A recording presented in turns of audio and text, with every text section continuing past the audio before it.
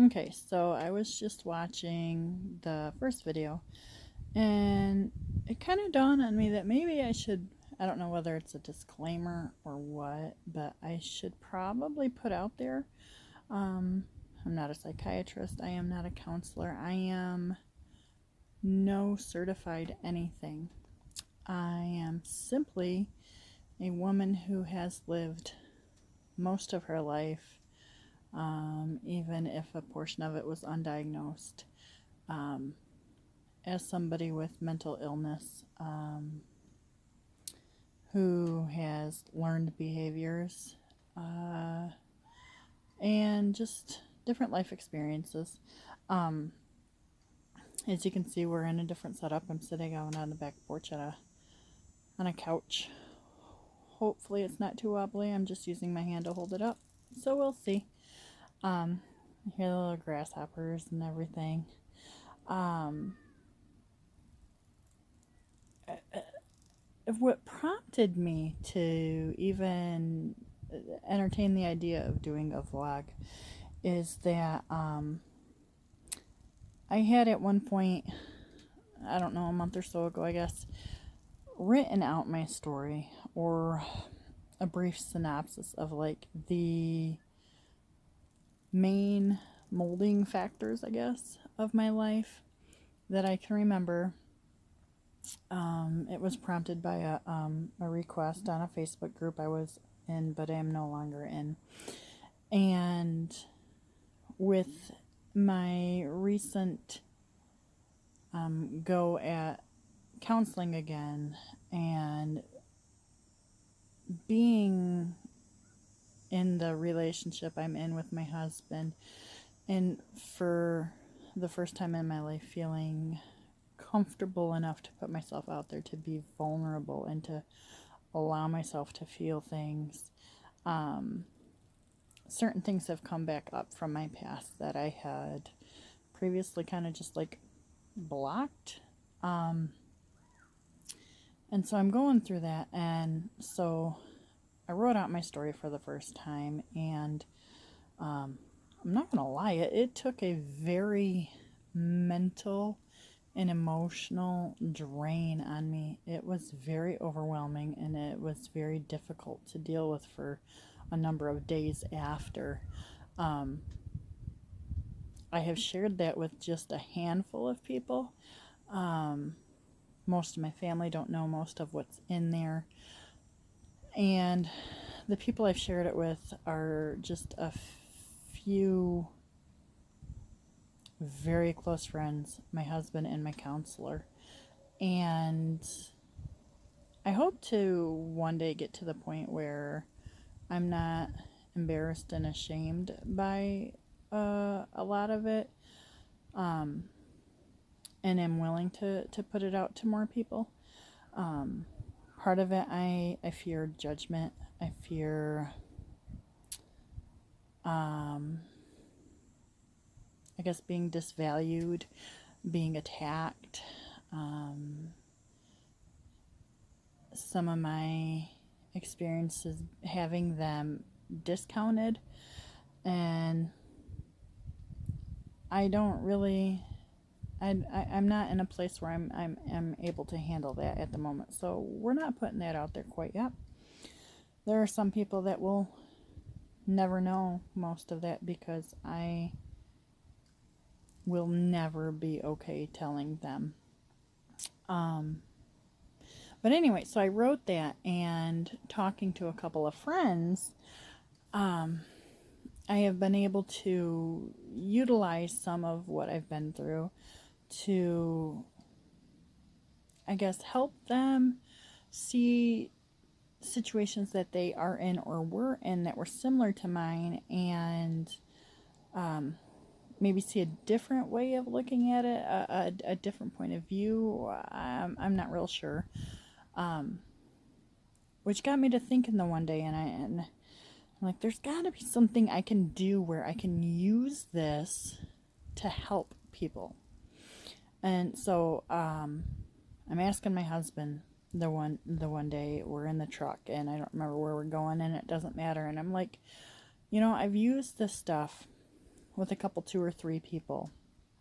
And I've been able to use that to help them, experiences I've been through, and the ability to relate to them and give them validation for their thoughts and feelings and everything. And so I'm like, is there anything out there that I can do to help? Like, I'm not going to be a counselor. I'm not going to be a therapist. That requires schooling. I don't have it, and I am 38, going to be 39 in March. I don't want to go back to school. I wasn't good with it. It's too overwhelming. Not my thing. And I have, over the course of a few years, had one friend in particular, and she will know who she is, suggest a number of times that I should attempt to blog, because I like to write. I'm told I'm good at it. My grandma used to tell me all the time that you really should take up writing and everything, and which always made me feel really good. That's just not, that's got to be something that I just am in the mood to do. And so then when my husband said, well, what about a vlog? It took me a minute, because no, I hate my voice. I do not like my appearance. And I'm like, oh, no, I could never do that. I couldn't do that. And then I really started thinking about it that evening, and I'm like, you know what? It might not be a bad idea, because I can show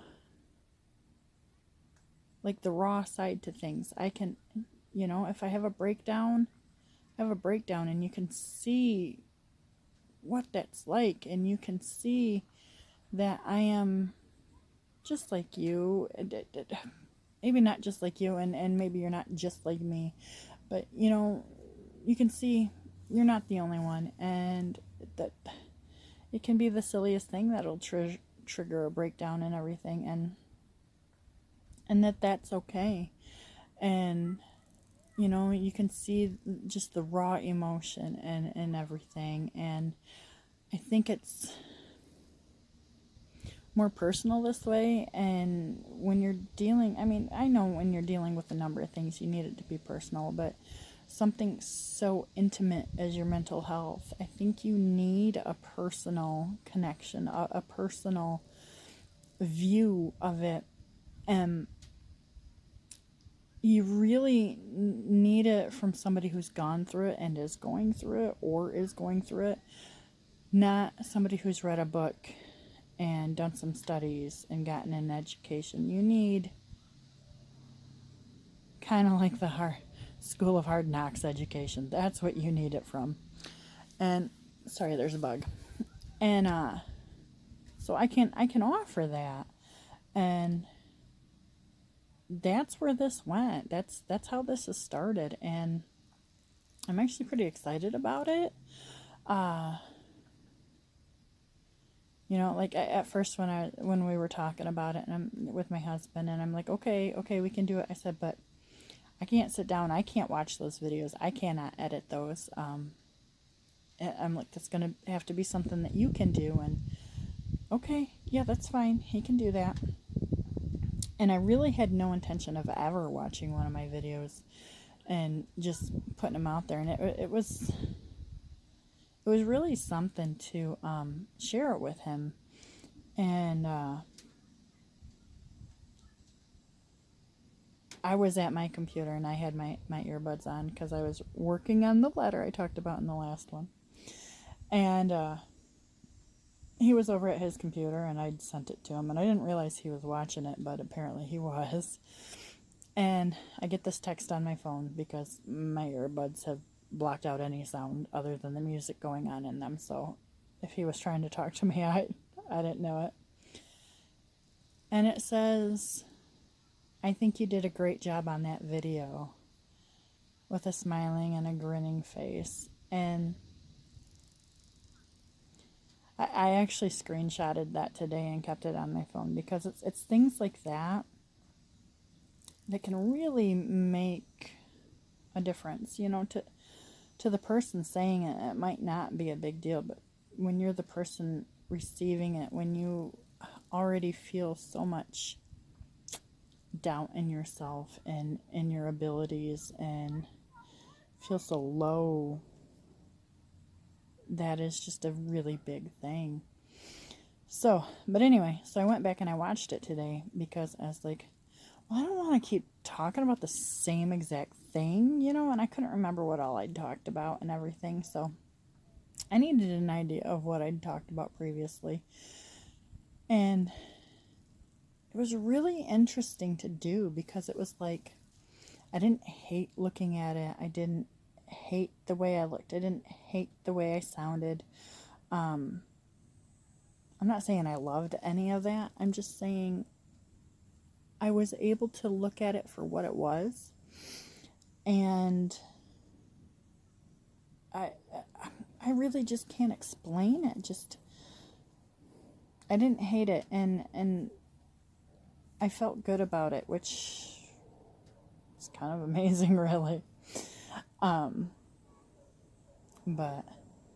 yeah, so anyway, back to the I am sitting on the back porch thing, which is kind of neat because I've got a little gopher out here in the backyard. I had two, and I haven't seen him in days, and this one little guy, he's out here playing around. But so part of my story is back in May of last year. My husband and I got married, and at the time I was on aid, state aid, had my insurance. I was in counseling, seeing my psychiatrist. At the time, I was on 7 daily psych meds, and I was on Ativan as needed for anxiety, which I don't like to take medicine if I don't have to. So the Ativan didn't get used as much as perhaps it could have been. I don't want to be reliant. There is too much addiction in my family, and I'm not about to tempt that. So we get married, and our combined household income was $1,500 a year, too much for me to remain on state aid. And, that's not necessarily a bad thing. I had no intention of always remaining on aid. I'd been able to get myself off it a couple times by having well-paying jobs and everything, and but the depression or the anxiety would kick in. I'd have a breakdown, and I'd end up having to leave my job. Like I said, I'm 38, and I started with my first payroll job at 18 because I worked at a little corner general store by my house. They sold tobacco and liquor, so I had to be 18. And so I was 18 with my first job. I'm 38 now.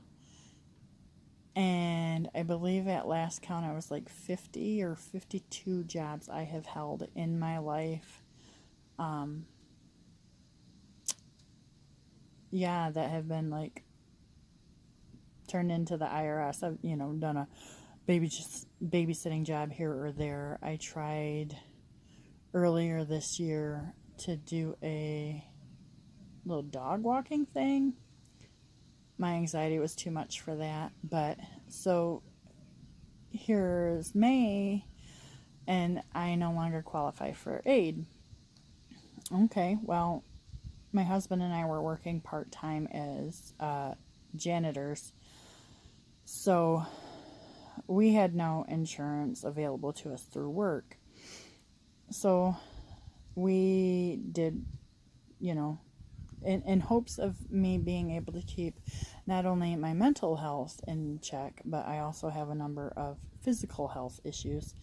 Keep that stuff taken care of, and to avoid the tax issue at the end of the year, got on the marketplace and purchased the best insurance we could afford even with the tax credit. However, with that insurance, the deductible was still too high, and the copays after the deductible were such that wasn't really able to utilize it anymore. So after we lost the insurance in June, as of June 1st, I couldn't see my psychiatrist. I couldn't see my therapist. Couldn't see my family doctor and all this. And so, like, what I was able to do is, with the last bit of psych meds I had on hand, I weaned myself down. I was weaning myself down rapidly anyway, because my family doctor and I had been talking, and she had said that if my psychiatrist was in agreement and felt I was in a place where I could go off my psych meds, she would be willing to entertain the idea of putting me on Adipex to help suppress my appetite, to help get, some of this weight off. I'm over 400 pounds. I need weight off. It's causing serious health issues. And I knew he would not be okay with that. So instead of asking him, I just started doing it. Well, it didn't take long to realize, well, that was perhaps not the best idea. And even then, my doctor, after that had occurred, like my last visit with her before I lost my insurance, she was like, I really don't think this is a good idea. It's not going to help address the underlying issue. I'm just not comfortable with it. And I was, I can respect that she went to school for a reason. I did not. And so here I'm going, no counseling, no psychiatrist appointments, no psych meds, no nothing. I am the lead janitor of a crew of, there were like 5 or 6 of us, with a boss that was a nice lady. She just wasn't very hands-on. Like, if I said I needed something for there, she would give it. I had increasing responsibility and felt that I was losing control. Like, the responsibility would go up and my level of ability to control things would go down. That was too much. Family issues caused some issues, and all this stuff just started compounding. And I'd been saying things are getting bad, and it's like people couldn't understand because they hadn't been there themselves, I guess, just what I meant by that. And there were a couple times where I tried to pull back a little bit at work. I was working 5 days a week. In the evenings, a little interaction with people other than my crew. And the pulling back wasn't working because we kept getting short staff and everything. And I tried to go down to 3 days a week, and that worked for like a week before one of the girls was fired. And then, me being the lead, I had to pick up the slack, so I was back to 5 days a week. And I kept saying, I'm not doing good, but my boss didn't understand that I meant work-wise too. She thought it was all personal stuff. And then November rolls around, and I know it's going, I am spiraling fast, and I'm going very far down. And when you're in that place, you feel hopeless and you feel helpless. And so we're trying, my husband and I'm telling him, hey, I need help. I need to be able to see a psychiatrist. I need to be in counseling. I need on meds. And he was looking at a new job, and we were trying to figure out how financially we could fix it. So, I could take a break from work for a minute and try to reset myself. And granted, like, the monthly bills that I brought in was like maybe $100, but still that was that $100 extra that he wasn't accustomed to having to pay. There were other expenses that I was taking care of on my own, that with even with his new job, with the possibility of a little extra money, there just was no way he could afford it. So we tried to work something else out, and that fell through. And I saw no hope. I saw nothing changing, everything only getting worse. And I woke up November 12th, and as usual, my husband was still asleep. He's a night owl. I'm like a night owl slash early bird. Like, I don't sleep well. Unless the depression gets really bad, then I can like sleep all day and everything. But my father-in-law was asleep too, and I had just like almost this peace about myself, and I was like, okay, this is it. This is the day we do this. And I had the plan that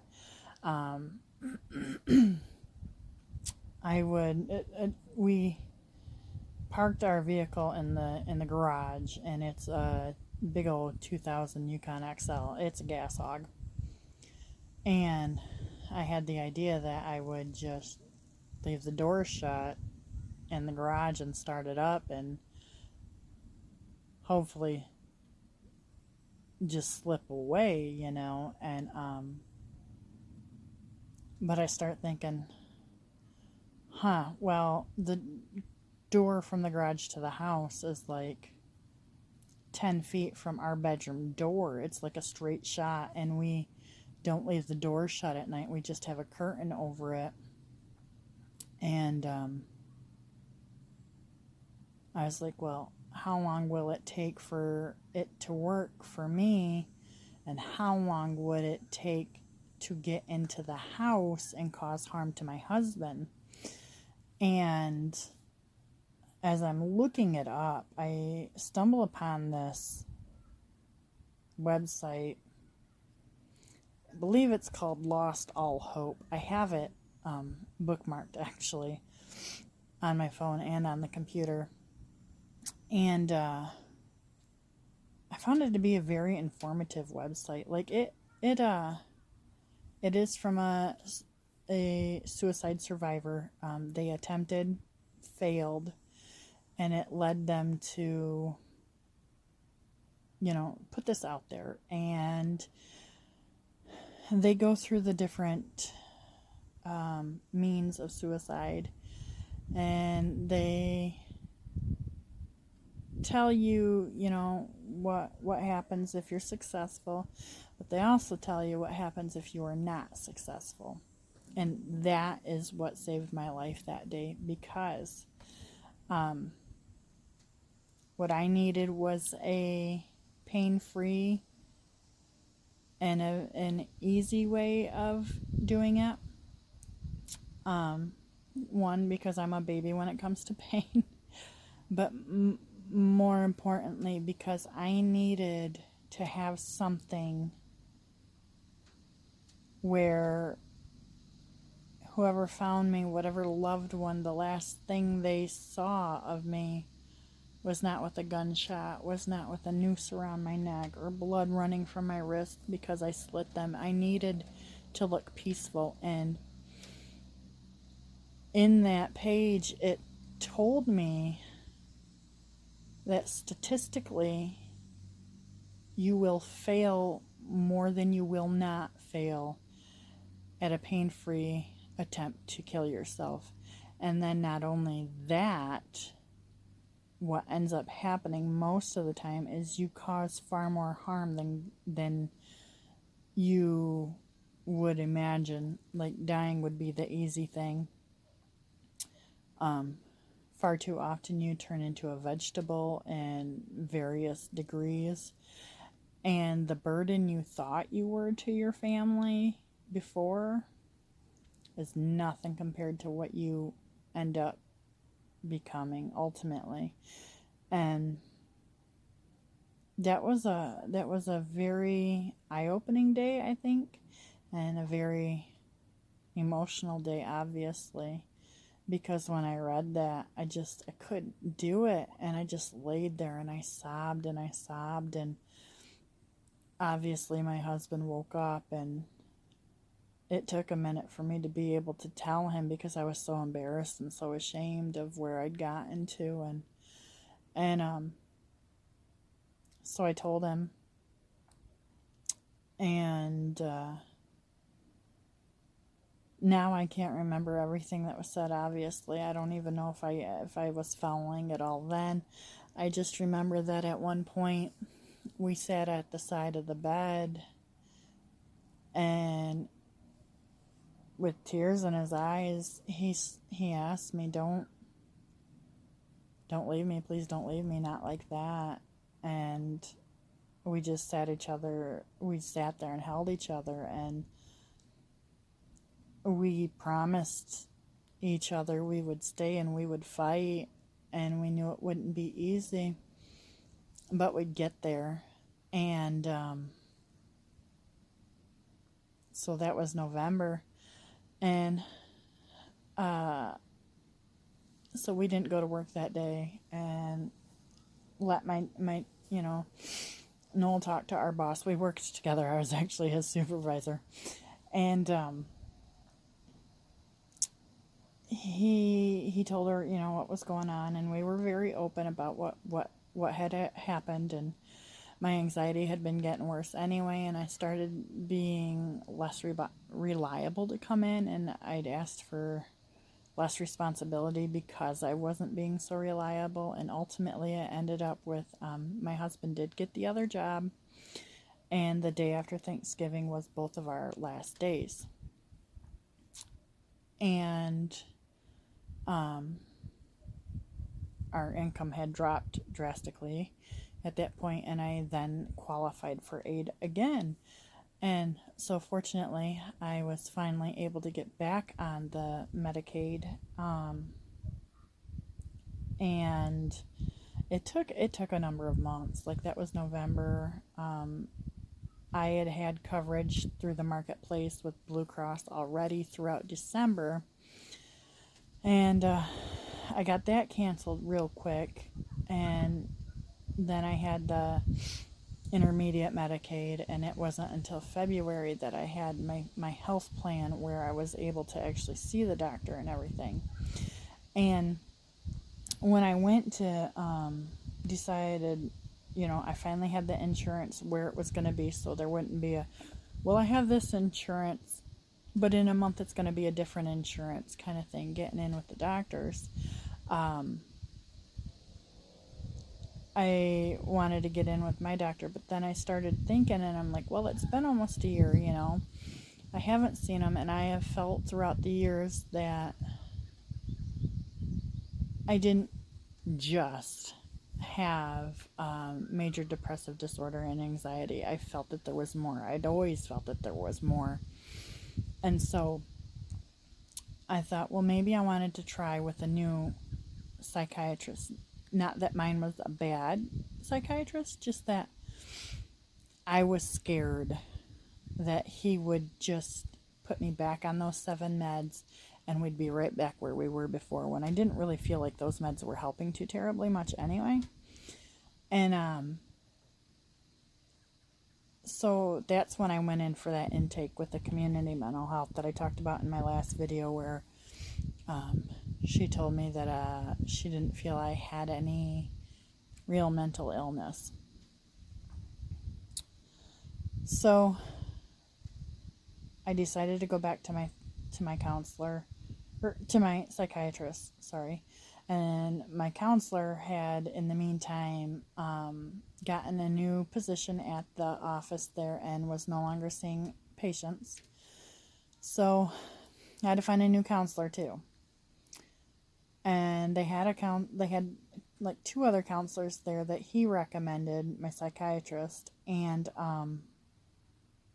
the thing is, the need is far greater than the supply, and it would be a number of weeks between visits, and it would be a number of weeks before I could even get started there. So that set me on my search for my current counselor, and I couldn't be happier. I really just could not. She is perfect for me.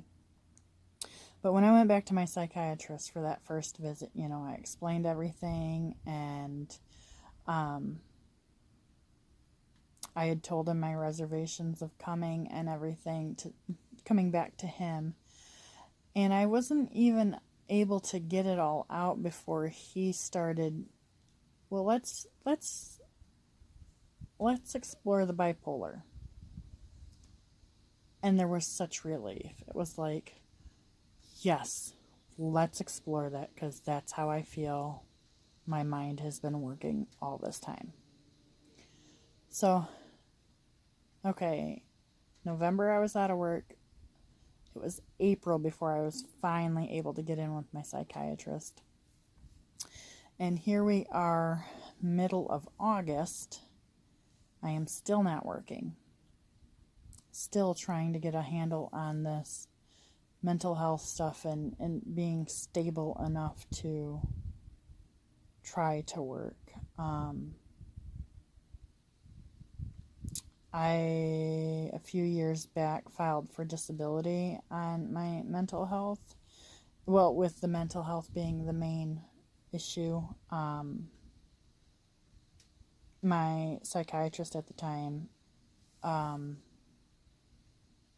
actually flat out wrote out I was not fit for the workplace. I could get a job. That wasn't the problem. It would be keeping a job past 6 months at best. The anxiety really didn't allow it. I would become unreliable, and my track record shows all of this. Very few of my jobs that ended in the past were because I found another job, or something like that. It was almost always a result of depression, anxiety, something there, and having a meltdown, becoming unreliable, and what have you. And so I had this thought in my head that all it would take is just a couple months with the psychiatrist. Out of work in November, I figured March at the latest I'd be back to work. Yeah, well, that's not been the case, and I have very uncomfortable feelings about that. I feel like I'm an extreme burden on my husband. I feel like I'm a failure as a wife. I fix dinner most days. Grocery day, we get dinner bought first by his father, because that was something they did with his mom, and it's just always been a kind thing, because I've gone out and done all the grocery shopping, and I shouldn't have to come home and fix dinner. I do the grocery shopping. I most times do our laundry. Any real cleaning of the house is usually done by me, and that's so rare. There's this thick layer of dust in there, and it's really gross, and it really bothers me, but I just don't have it in me to do anything about it. But so I constantly feel like I'm this burden, and I'm this mooch, and I don't do anything. And so a while back I'd got the idea, we've got a decent sized yard, and I honestly really didn't realize just how large it was until yesterday. And I knew we had a push mower in the shed. My father-in-law usually does the riding lawnmower. And I thought, you know what, that would be great for me. Great therapy, great exercise. I could get the push mower, pop my earbuds in, I can mow the lawn. Awesome. Well, the first attempt at that didn't go so well. That was a few weeks ago, because the wheel fell off. And so in the meantime, while my father-in-law was fixing that, my husband got out the riding lawnmower, and made a massive dent in it. And so by the time I was able to get back out there, he had it almost all done. But like, I was so out of shape. I have back issues, and my back hurt for like 2 days later. I had to use my inhaler like 4 or 5 times. It was horrible. So yesterday I thought, you know what, we're going to do this. It's overcast. It's not too hot. There's a little breeze. We're going to do it. So I start doing it. And I filled the tank up before I even started in that little push mower. And I'm not kidding when I tell you that by the time I was done last night, well, for the night, I was on my 5th fill of that tank. Admittedly, it's an old push mower, so it probably is like really eating the gas. But quite a while before I quit, I could tell that my body was shutting down on me. I was going like the pace of a tortoise, and I was getting such a headache that I left my earbuds in but shut the music on, and I only left them in to try to drown out the lawnmower noise. And then I started getting like dizzy, and like I just had no strength in my legs. Like, they just wanted to give out. And like, every time I would it would run out of gas and I'd have to refill it, I'd make sure that I got some water, but apparently it was just too much for me. And my husband had gotten home from work while I was here in the backyard working on it, and I still had a fair amount to go. But he saw that my water was virtually empty, and he went in and got me some fresh ice water and come back out here and sat here on the couch for a minute. And when I saw him sit down, I was making my pass back, and by the time I made it back up by the porch, that's when the mower conveniently died. And so I came up and thanked him, and got a drink of water, and told him he asked how I was doing, and I told him how I was feeling, and he's like, no, you need to be done. You need to push the water. You need to relax. He's like, it can wait till later or tomorrow, or I can do it with the riding lawnmower or whatever.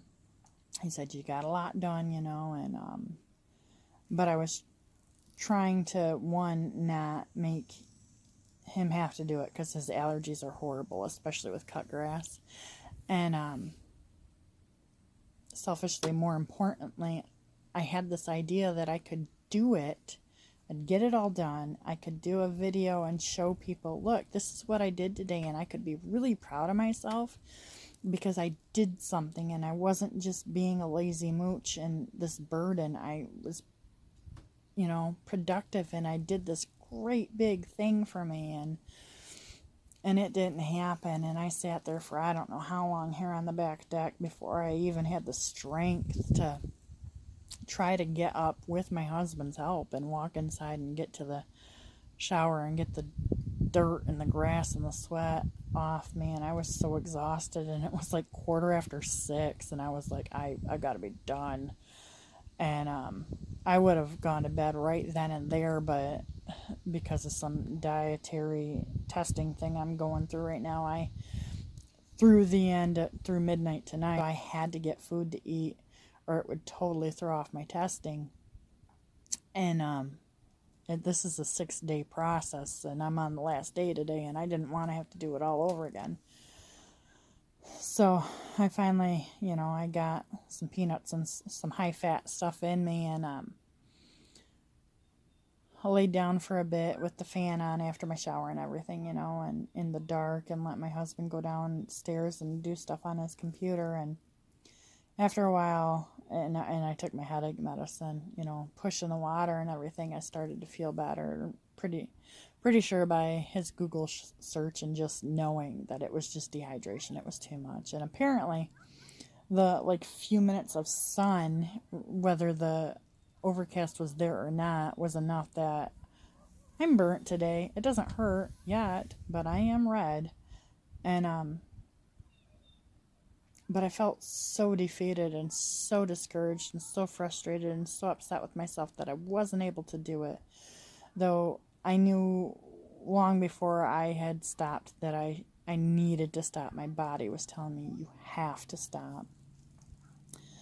So this morning he had to be into work early, and got my breakfast and had my coffee and screwed around on the computer for a minute, and then I got up and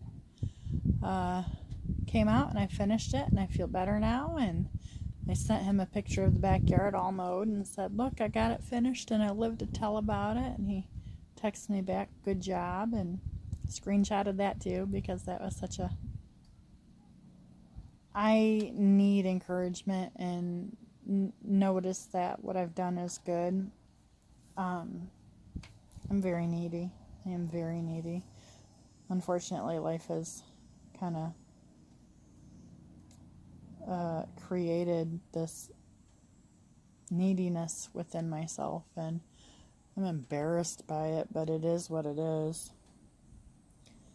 But anyway, I see we're already over 40 minutes, so I should probably end this. That and my leg is getting really, really hot being in the sun. But I wanted to share some of that stuff with you. I don't know. I think we're going to go look at a nice comfy chair, and I got an idea for a setup down in the basement to do these more regularly. He has found a microphone for his camera, and we got the tripod, so hopefully like the next one or the one after the next one won't be here on my cell phone, and probably all bouncy and everything, a little better setup. I was just trying not to do it inside so much, just because the way the house is and where my setup is directly under my father-in-law's room.